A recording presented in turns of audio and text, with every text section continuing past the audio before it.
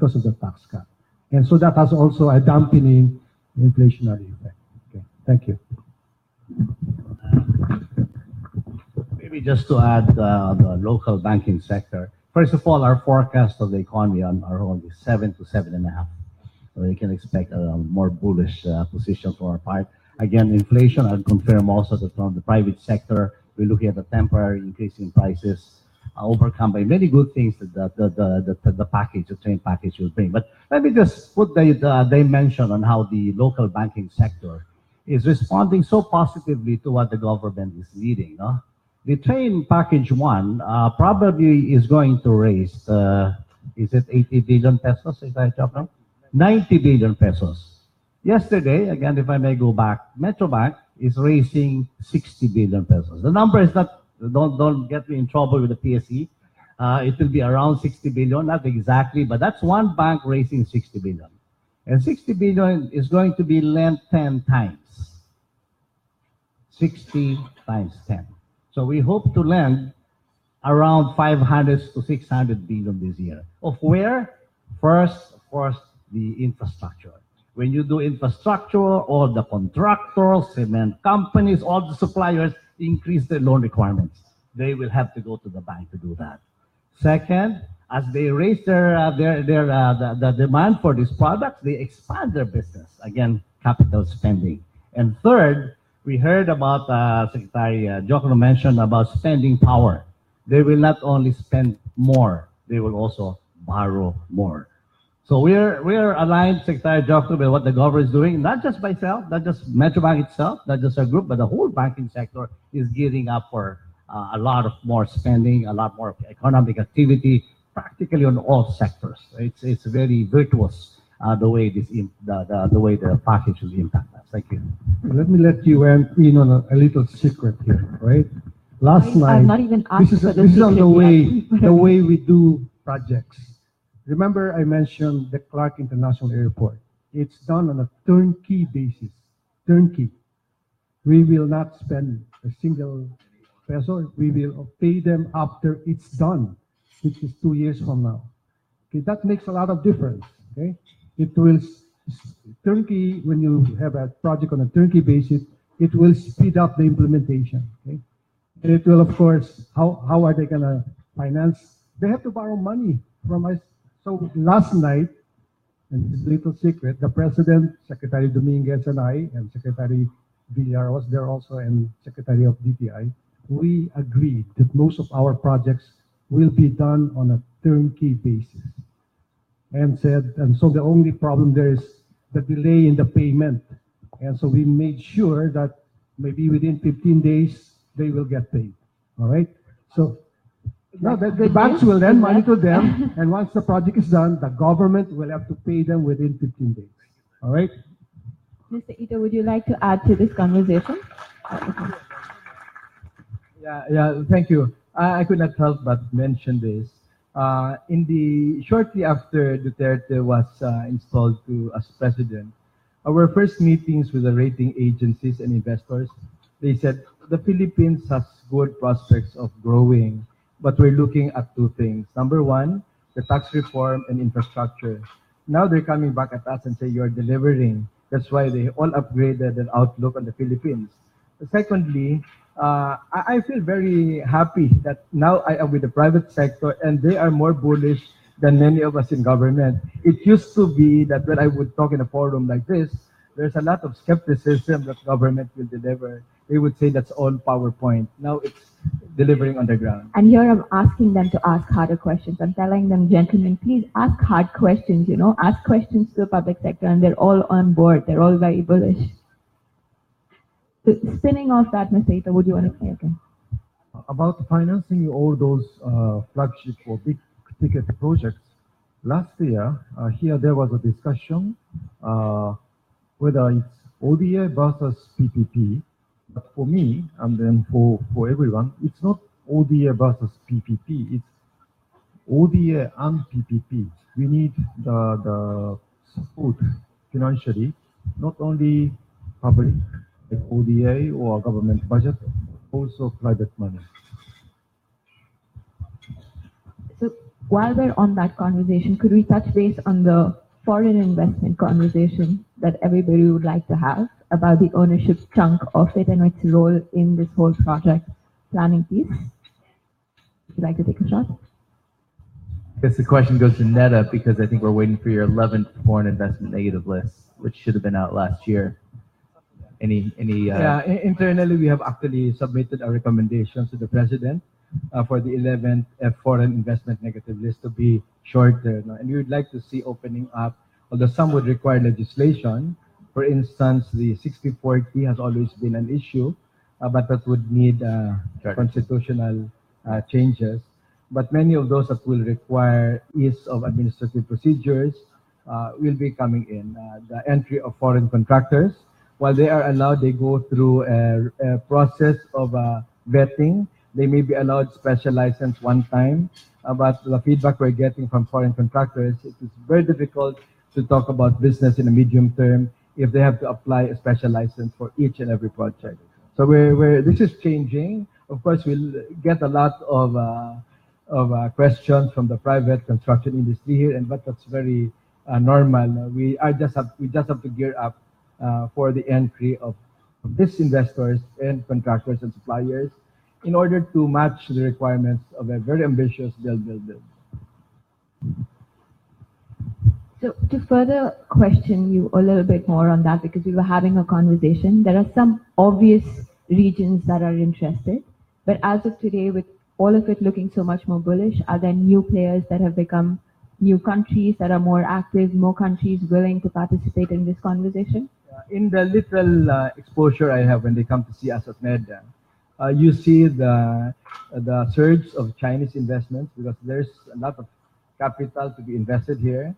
Japanese, of course, so we have our counterpart with Mr. Ito, the Western, European, and Americans. I don't think we could say that there is an area, a region in the world that is not interested in the Philippines. And we talked about Russia. We have had major delegations from Russia, apart from the state visit of the president, that generated a lot of interest and commitment to come over. Mr. Ito, would you like to add to this from maybe Japan's perspective and its interest in the Philippines and how it's been changing? Has the sentiment changed over time? Has it become stronger? As Mr. Tungpalan mentioned, that Japan is also one of the countries that really are seeing the Philippines' high economic growth. I think this is a high opportunity. Actually, President Duterte mentioned when he visited Tokyo last October that Philippines and Japan are in the golden age of partnership. And I think there are many Japanese private companies who would like to see the Philippines as a destination for investment. For example, like every time we have an investment forum in Tokyo, I think the seats are all taken very immediately. It didn't happen like 5 years or 10 years ago. So yeah, I think the Philippines will be enjoying all those foreign direct investment inflows. There was a very passionate conversation that we were having about traffic and how much loss it is causing to the whole country in general. Would you like to throw some light about it? Thank you. As I mentioned, in 2014, JICA, together with NEDA, conducted a master plan for Metro Manila transport. According to the study, it shows that 2.4 billion peso a day will be spent for the transportation cost. Every day, 2.4 billion peso. But that's 2014, and we are 4 years after that. Now we are in an almost final stage for updating the study. We can't tell you the numbers today, but for sure, after 4 years, this 2.4 billion will be increased a lot. So we need build program. I think that's it's a kind of must to do. And also not only Metro Manila, I think we are going to have a traffic problem if we don't implement build program in like surrounding province like Cavite, Laguna, Rizal, Bulacan.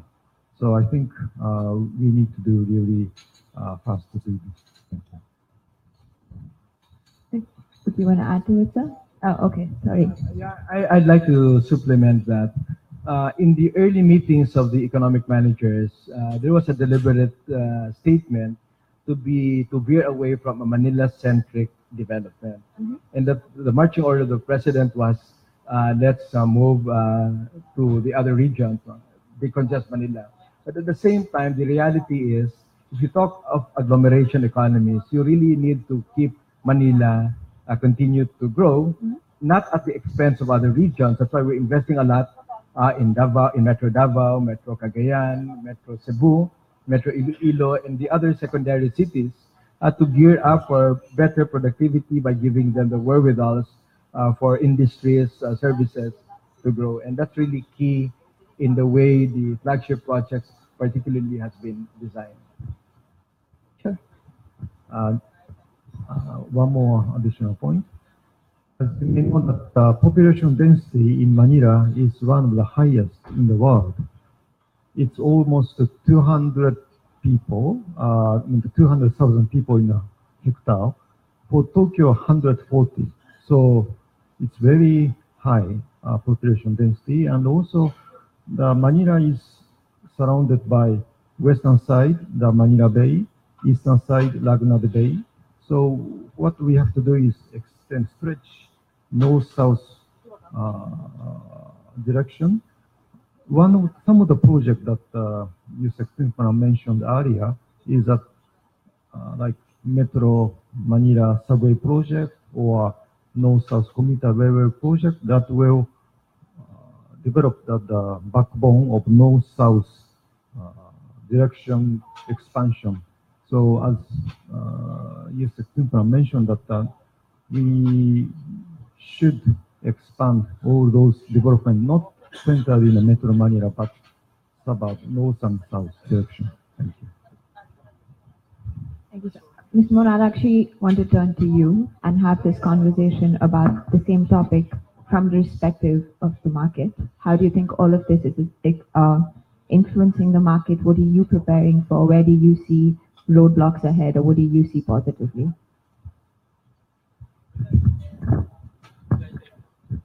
Well, like I mentioned earlier, I mean, if the first 2 weeks of the year is any indication, we'd like to think that the market will be very, very, I guess, solid and on an upward, might say, trajectory for the rest of the year and even year after this year. Okay, on the infrastructure, we're excited because, in fact, the Philippine Stock Exchange has addressed the potential capital requirements of companies involved in infrastructure. As you know, for a company to list in the stock exchange, we normally require a 3-year profit track record of profits. But for PPP companies, we've relaxed that rule. So we are not requiring any. Obviously, it takes a while for a PPP project to make money, and we understand that and realize that. So we've taken out the 3-year profit track record as a requirement for listing in exchange. Okay? The only requirement we put in is that the project must have a remaining life of 15 years. So whether you've had a profit or not, PPP companies can apply for listing in the exchange and raise their capital requirements. Okay? And have you seen a surge after this? Well, we have not had a single PPP company listing yet. Okay? That's why I'm advertising it here. Yeah.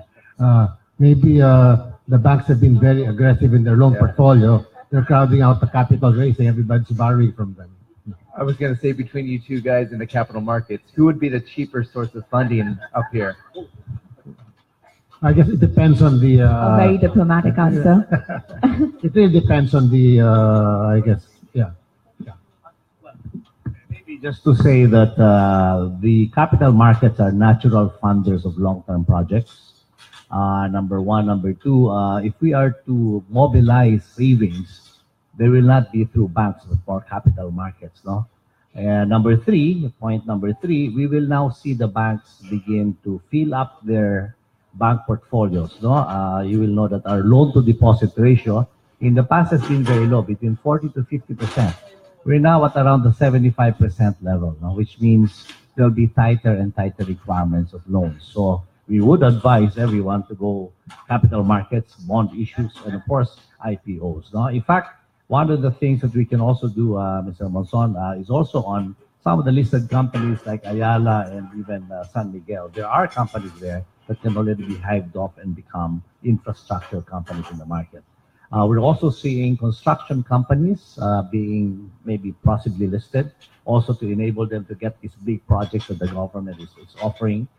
Plus, of course, property companies are also getting on board. No? So we've seen those little ones in the past, and we hope that will accelerate. We have to be a bit patient here. I think the PPP is already only about to take off. No, I think we have a young government, 1.5 years. 2018 is the launching time. So I think within the next 2018 to 2019, I'm very hopeful that we will bring companies to the market, both on debt as well as IPOs. Thank you. No, I agree with Francis and Ramon in terms of their analysis. One of the things that we see is that, for example, a lot of the conglomerates who are trying to put in these new proposals, I guess they're unsolicited proposals, but clearly they themselves generate a lot of activity, and they themselves, of course, end up going not just to the bank market, of which there is a lot of activity. I'm sure we're seeing, all of us in the banking sector are seeing that.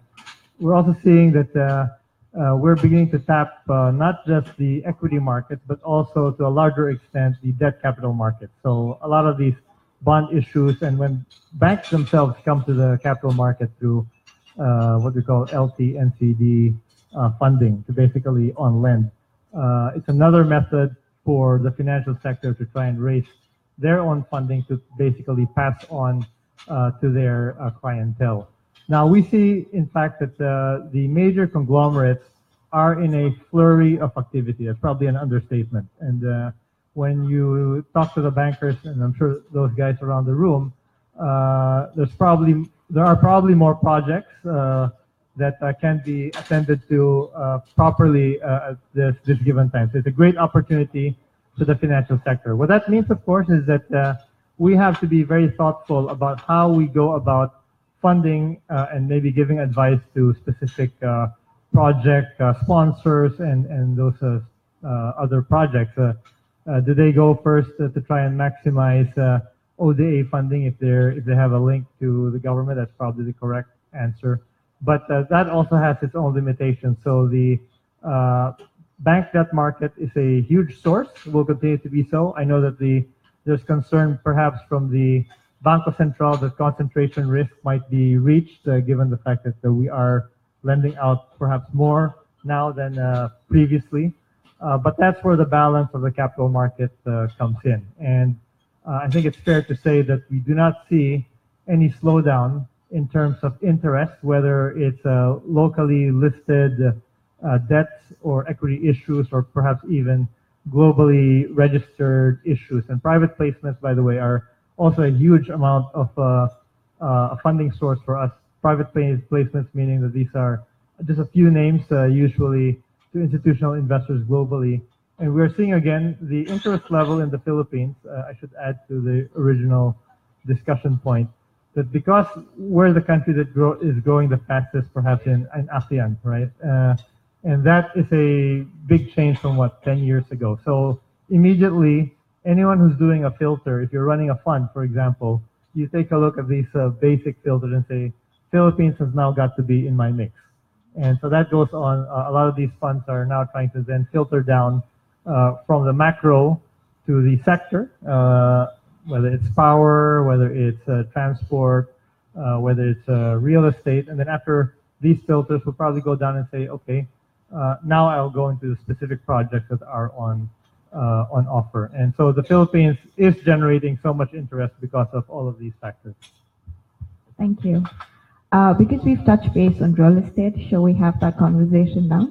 all of the effect of all of the building, all of the infrastructure plans, how has that affected and how is that turning out to be from a commercial project perspective for the next 3 to 5 years? Yeah, I mean, the real estate outlook for the next 5 to 10 years, we're really in our sweet spot for the economy because of the youth of this country. I think the average age is something around 26, definitely under 30. The median age is now 23.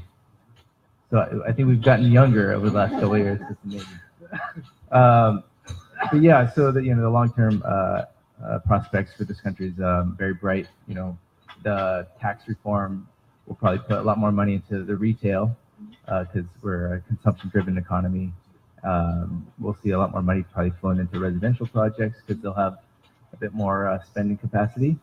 The office demand driver traditionally has been outsourcing BPO market, KPOs, and basically, how is that looking? Are you seeing a surge there? Where is the BPO markets coming in, or not just BPO, right? The other offices also are being set up based here. We've seen less new companies come in, but the companies that are already here have been expanding, and there may have been some temporary freezes over the last year. But I think everything's been settled and it's game on again. So yeah, we've been really excited to take clients down to not just Metro Manila locations, but up in Clark, as far as south as Davao, and we're seeing a lot of activity in Cebu as well, Iloilo, Bacolod, all over really. So to add to that question, which are the infrastructure projects that are getting the most amount of attraction from a real estate perspective? I think the one to really watch is obviously the subway project. One of the major CBDs that's not included and touched by that would be Makati. But BGC, Ortigas, Quezon City has quite a few stations there, and you're going to see a lot of probably speculation going on around where those stations would be. For me, I think on a personal note, I've kept this as the last question, and then I can open the floor to everybody else. But for me, from a personal interest perspective, I think when we talk about infrastructure, we always think about transportation. I think the large infrastructure conversation that maybe we're not having aggressively is that of the internet. And the amount of productivity maybe the Philippines is losing, especially in the ASEAN, because of the connectivity issues. Is there a plan for it? Is there a conversation around it that's happening? That will be the subject of this afternoon's forum. So let me touch base and start on it. Rio, we're going into that. But Rio promised that there will be a third player by March of this year. Okay, and so they're building a broadband, right? Which will increase the capacity of the Philippines, quadruple, I think, right? Because that's a big constraint. Really. So should we wait for the afternoon session to get more details on it? Acting Secretary Rio, LSA Rio, who is the president of DICT, or rather the secretary of DICT. So we look forward to that conversation. About the internet. It is my business, so very worried about it, looking forward to it, extremely looking forward to it. I think the country overall will benefit from it. Would you like to add, sir? Segue to this afternoon's talk on the internet. NEDA has received the approved national broadband plan, but the plan has to be translated into discrete projects.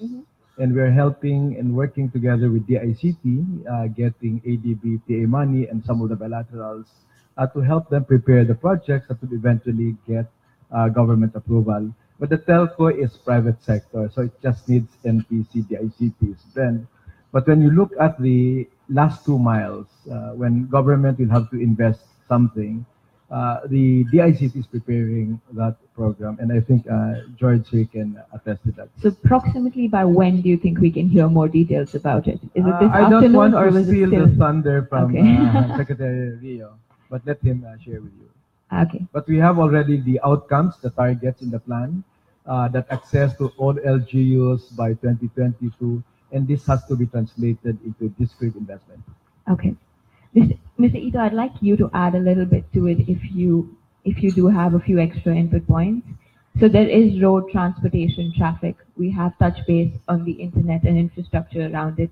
Is there anything else that we should be focusing on? Any other points that maybe we're not having an active conversation about that we should maybe start having a conversation for?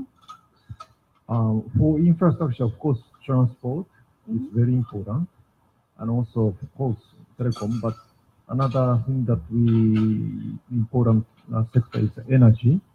But for energy, because of the energy is privatized, because by EPIRA, so JICA used to support energy sector in the Philippines to like in not 1980s, 90s, but now we don't support. But that's very important sector to be developed. Mr. Ito has been very modest, no? And I'd like to put some words into his mouth. When the economic team, which includes Secretary Diokno, goes to these bilateral meetings, the key words that we use very frequently is fast and sure. That's why when the mega subway, Manila subway, was first discussed, Secretary Tugade said, I want it faster than how traditionally things are planned. No?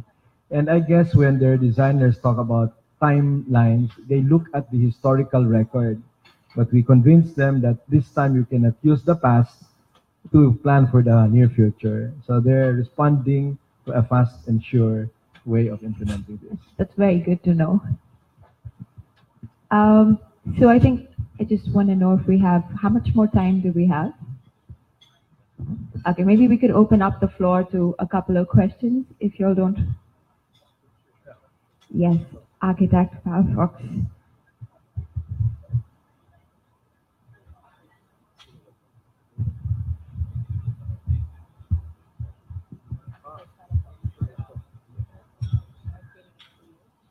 Really? Good morning.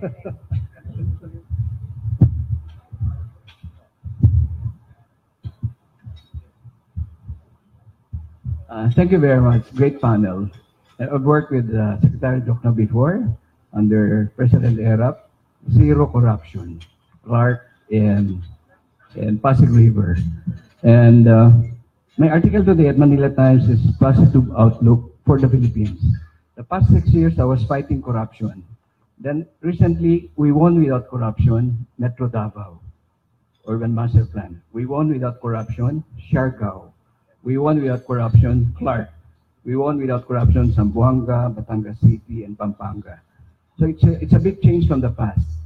And the past 6 years, 4 kilometers of road were built in Metro Manila, while the sale of cars was 35% per annum. Thanks to the Japanese, they proposed a sideway in 1971. And thanks to the World Bank, they proposed the LRT line in 1976, which had completed 8 lines by 1992. And thanks to the American Corps of Engineers, they proposed the 6 circumferential roads in 1945. Now 6 is happening. So we are very hopeful that it will be done faster. But I came in late, the Build, Global Forum for Infrastructure. We've done work in 39 countries, especially Dubai. They have 6 kinds of infrastructure. Progressive, these are the international airports, seaports, international schools, international hospitals, and hotels, and even media. Then hard infrastructure, that's what we have, the roads and the utilities. Soft infrastructure, ease of doing business, zero corruption, no red tape. Number 4 is institutional infrastructure. We may have the best plans in the world, but if our institutions are not geared toward it, we'll never have those good plans. And then number 5 is green and sustainable. 7 bridges were collapsed with a 7.2 earthquake, including Guadalupe Bridge. 2004, the Japanese gave us the study. That was 2004. How many bridges are we going to rebuild? And then number 6, I don't see many millennials here. Digital infrastructure. You know, in Dubai, you can get a land transaction, real estate transaction, in 30 minutes through the internet. Permits through the internet, and they save much on traffic. And all this transportation study, they're only looking at the supply side. not at the demand side. Let's say if you compare our cities to a human body, open spaces are the lungs of the city. From 1986, we got the democratic space. It's so easy to convert an open space. It became like profit, profit, profit, never mind traffic. Open space generation is pedestrian traffic. You put several buildings, maybe 10,000 cars a day. Elsewhere in the world, they have this regulatory capture. In the US, it's called impact fee. Somebody put a high building, generate more traffic, they should spend, and the transit engage development. And also in I think the British Commonwealth countries, you get a bonanza of profit for changing the land use from open space to high-rise buildings. So you must share to the community your bonanza of profit. That's why if you earn 20 billion, how much is 20 million to pay the building official? I'm not accusing anyone. I'm just sharing this. Thank you very much, Cynthia. Thank you, Architect. Would we have a question to the panel? Anyone? You want a question? Yeah. I hope this is past administrations we have built nice conversation like this. But past 6 years it was NITO, no action talk only. It was all analysis paralysis and PowerPoint presentation. I think after this beautiful presentation, let's do it. Thank you. Thank you so much. So would you have a question?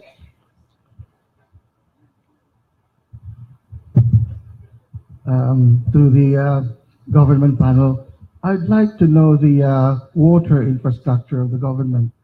As we know, at the moment, you only have one dam in Metro Manila and nearby provinces, which is the Angat Dam.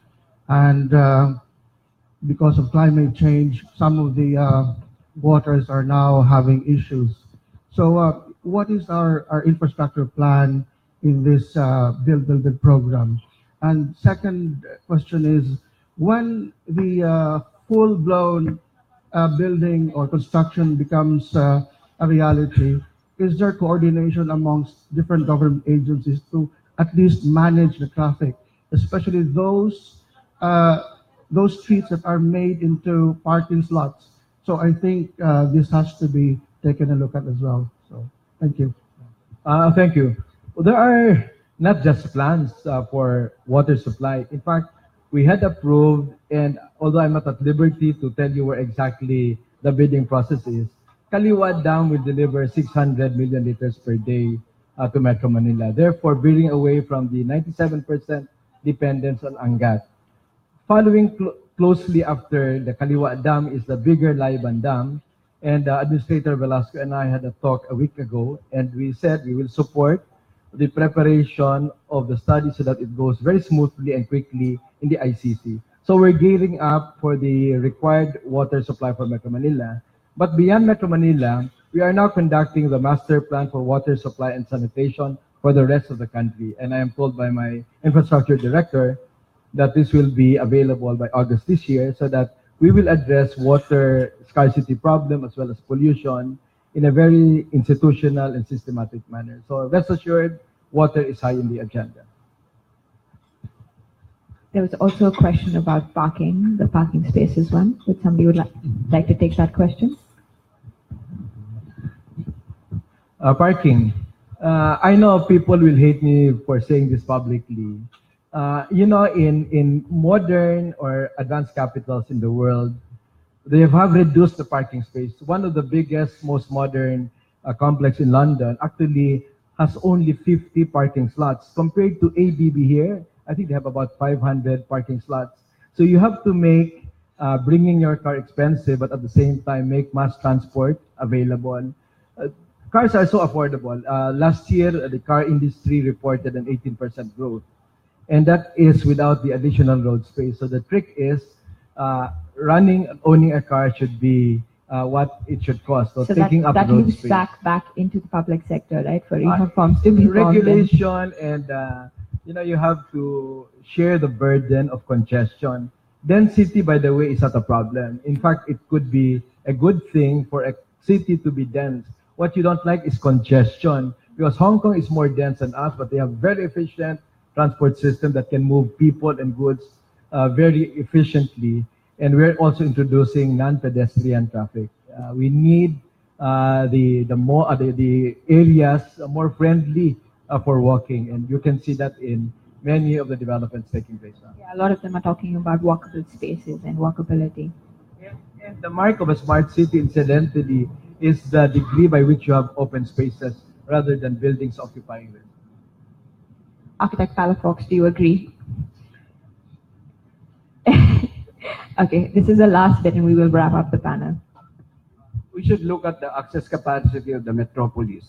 If we increase the access capacity, then we can build more car park. In Dubai, during peak hours, parking is very expensive. Off-peak hours, it's free. It's just the time from 1:30 to 4. And every time you enter Dubai, you pay about 50 pesos from Abu Dhabi or Sharjah. Every time you cross the bridges, 50 pesos. I've been recommending that since I was 24 years old. I'm already 67 years old, still being paralyzed, still being analyzed. So there are so many low-hanging fruits as well, like maybe the toll fee. You double it entering Metro Manila and free getting out of Metro Manila. So many, more than 1,000 recommendations being analyzed the past 40 years. Thank you. Thank you. Thank you, gentlemen. I think the conversation was very interesting, and thank you, everyone, for hearing us out.